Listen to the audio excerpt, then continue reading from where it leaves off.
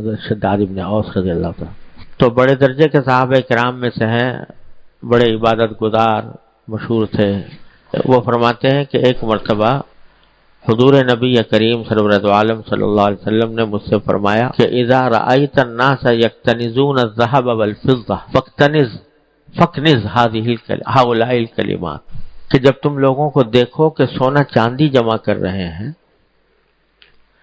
یعنی اسی فکر میں لگے ہوئے ہیں کہ زیادہ سے زیادہ سونا ملے، زیادہ سے زیادہ چاندی ملے، دولت زیادہ ہو جائے، جب تم لوگوں کو اس حالت میں دیکھو تو تم سونا چاندی جمع کرنے کے بجائے ان کلمات کو جمع کرو جو میں تمہیں سکھا رہا ہوں۔ لوگ تو سونا چاندی جمع کر رہے ہوں گے، اسی فکر میں لگے ہوں گے اور اسی پر فخر کر رہے ہوں گے کہ ہمارے پاس اتنا سونا ہو گیا، اتنا چاندی ہو گئی، لیکن تم اس حالت میں بجائے سونا چاندی کی طرف رغبت کرنے کے، یہ کلمات میں تمہیں کچھ سکھا رہا ہوں، ان کو یہ سمجھو کہ ان کا خزانہ اکٹھا کرو، یہ خزانہ ہے جو تمہیں دے رہا ہوں۔ کچھ کلمات سکھائے، دعا کے کلمات، اور ان کے بارے میں فرمایا کہ یہ خزانہ ہے جو تمہیں دے رہا ہوں، اس کو جمع کرو۔ اب آپ اندازہ لگائیے کہ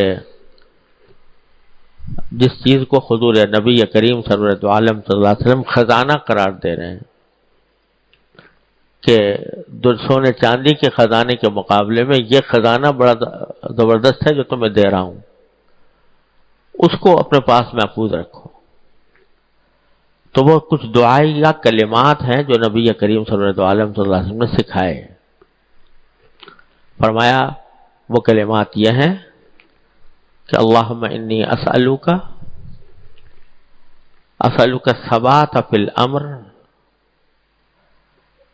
وعزیمت الرشد واسألوک شکر نعمتک وحسن عبادتک واسألوک لسانا صادقا وقلبا سلیما وخلقا مستقیما واسألوک من خیر ما تعلم وَأَعُوذُ بِكَ مِن شَرِّ مَا تَعْلَمُ إِنَّكَ أَنْتَ عَلَّامُ الْغُيُوبِ۔ یہ کلمات ہیں جو سکھائے حضور نبی کریم سرورت عالم صلی اللہ علیہ وسلم نے حضرت شداد ابن اوس کو، اور یہ فرمایا کہ یہ سونے چاندی کے خزانے سے زیادہ بہتر ہے کہ اس خزانے کو جمع کرو۔ کیا دعائیں ہیں؟ پہلی دعا یہ ہے کہ اللہم انی اسألوک الثبات فی الامر، اے اللہ میں آپ سے تمام معاملات میں استقامت چاہتا ہوں، استقامت مانگتا ہوں۔ پہلی چیز جو مانگی اور اس کو خزانہ قرار دیا وہ یہ کہ میں آپ سے مانگتا ہوں استقامت، یعنی جو بھی اچھا کام ہو، جو بھی اچھی چیز ہو، جو بھی اچھا کام ہو، اس میں مجھے استقامت عطا فرما دیجئے کہ میں اس کو پابندی کے ساتھ ادا کروں اور کسی کے ڈرائے میں نہ آؤں، کسی کے دھمکائے میں نہ آؤں، کسی کے ہنسی مذاق اڑانے کی پرواہ نہ کروں اور وہ کام کرتا رہوں۔ یہ معنی ثبات فی الامر کے۔ بعض اوقات کسی کام کا شروع کرنا مشکل نہیں ہوتا، آدمی کسی جذبے میں آ کر کوئی کام شروع کر دیتا ہے، لیکن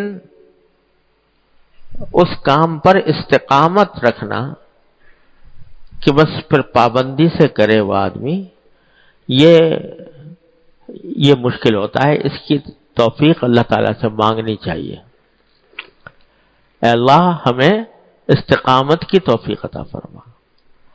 بہت سے لوگ ہوتے ہیں کہ کسی وقت جوش میں آ کر، جذبے میں آ کر کوئی اچھا کام شروع کر دیا، لیکن بعد میں کسی نے مذاق اڑا دیا، کسی نے کوئی ڈرا دھمکا دیا، کسی نے کوئی جملہ فقرہ چست کر دیا، اس میں جا کر پھر پھسل گئے، یا اور کسی کی کہنے میں نہیں، خود اپنے نفس اور شیطان کے بہکاوے میں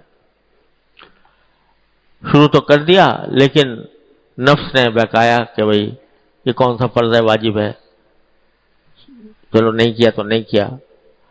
اس کے نتیجے میں آدمی جو ہے وہ پھسل جاتا ہے اور استقامت سے دور چلا جاتا ہے. تو حضور نبی کریم صلی اللہ علیہ وسلم نے یہ دعا سکھائی کہ اللہ تعالیٰ سے استقامت مانگو، کیونکہ تھوڑا عمل ہو لیکن استقامت کے ساتھ ہو تو وہ اللہ تبارک و تعالیٰ کے ہاں بڑا اس کی بڑی قدر ہے اور وہ انسان کے لیے بڑا مفید ہوتا ہے. اور ایک مرتبہ میں زیادہ کر لیا اور دوسری مرتبہ میں چھوڑ دیا تو اس سے کچھ فائدہ نہیں ہوتا. فرمایا کہ خیر العمل ما دیم علیہ وان قل، سب سے عمل اچھا وہ ہے جس پر استقامت ہو، مداومت ہو، چاہے وہ تھوڑا ہی کیوں نہ ہو.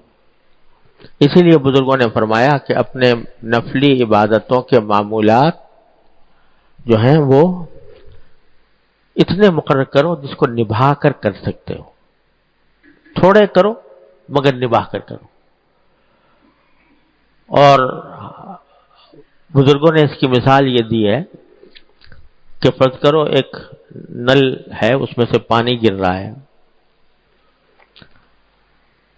اگر ایک ایک قطرہ بھی گر رہا ہو نل سے پانی اور نیچے پتھر رکھا ہو تو ایک مدت کے بعد اس پتھر کے اندر سوراخ کر دے گا وہ، حالانکہ چھوٹا سا قطرہ ہے لیکن مستقل گر رہا ہے، مستقل گر رہا ہے، گرتا جا رہا ہے تو وہ پتھر میں سوراخ کر دے گا. اور بہت تیز پریشر سے آپ نے پانی کھولا، اس طرح جتنا اس قطرے سے ہزاروں گنا زیادہ پانی بہا دیا لیکن پتھر پر کچھ اثر نہیں ہوگا. تھوڑا ہو، پابندی سے ہو تو اللہ تبارک و تعالی نے اس میں بڑی برکت رکھی ہے، اس کا بڑا فائدہ ہوتا ہے. تو پہلی چیز جو نبی کریم صلی اللہ علیہ وسلم نے جس کی دعا مانگی اور مانگنے کو خزانہ قرار دیا وہ ہے کہ اللہ تعالیٰ سے استقامت مانگو. اللہم انی اسألک الثبات فی الامر وعزیمت الرشد. دوسری چیز جو خزانے کے طور پر مانگنے کے آپ نے فرمایا وہ یہ کہ رشد یعنی ہدایت کا کام، اچھا کام، نیک کام، اس کا عزم میرے دل میں پیدا فرما دیجیے. یعنی بسا اوقات انسان کسی کام کو اچھا سمجھتا تو ہے کہ یہ کام اچھا ہے، نیک ہے، ثواب کا ہے، اللہ تعالیٰ کے یہاں اس کا اجر ہے، لیکن ہمت نہیں ہوتی، اس لیے عزم نہیں کر پاتا. پکا عزم کہ میں ضرور کروں گا، یہ عزم نہیں ہوتا. تو یہ بھی اللہ تعالیٰ سے مانگنے کی چیز ہے کہ اللہ تبارک و تعالیٰ ہی سے مانگے کہ اللہ جو ہدایت کے کام ہیں ان کے اندر میرا عزم پختہ کر دیجئے، میں پکے عزم کے ساتھ، پکے ارادے کے ساتھ وہ کام کروں. یہ جو ہوتا ہے نا کہ باوجود اس کے کہ آدمی جانتا ہے کہ یہ کام اچھا ہے، نیک کام ہے، اللہ تعالیٰ کے یہاں پسندیدہ ہے، اجر و ثواب کا سبب ہے، مگر ہمت نہیں ہو رہی کرنے کی. جانتا ہوں ثبات طاعت و زہد، غالب کہتا ہے جانتا ہوں ثبات طاعت و زہد یا ثواب طاعت و زہد، پر طبیعت ادھر نہیں جاتی. اللہ بچائے، طبیعت نہیں جاتی. جانتا ہوں کہ اس کا ثواب ملے گا، جانتا ہوں کہ اس میں خیر ہے، بھلائی ہے، مگر طبیعت نہیں جاتی. تو جب آدمی طبیعت کا غلام بن جاتا ہے کہ جو طبیعت میں چاہے گی وہ کروں گا، جو طبیعت نہیں چاہے گی نہیں کروں گا، تو پھر وہ غلام طبیعت کا ہو جاتا ہے، اللہ کا بندہ نہیں رہتا. اللہ کا بندہ وہ ہے جو اللہ تبارک و تعالیٰ کی پکار پر لبیک کہے.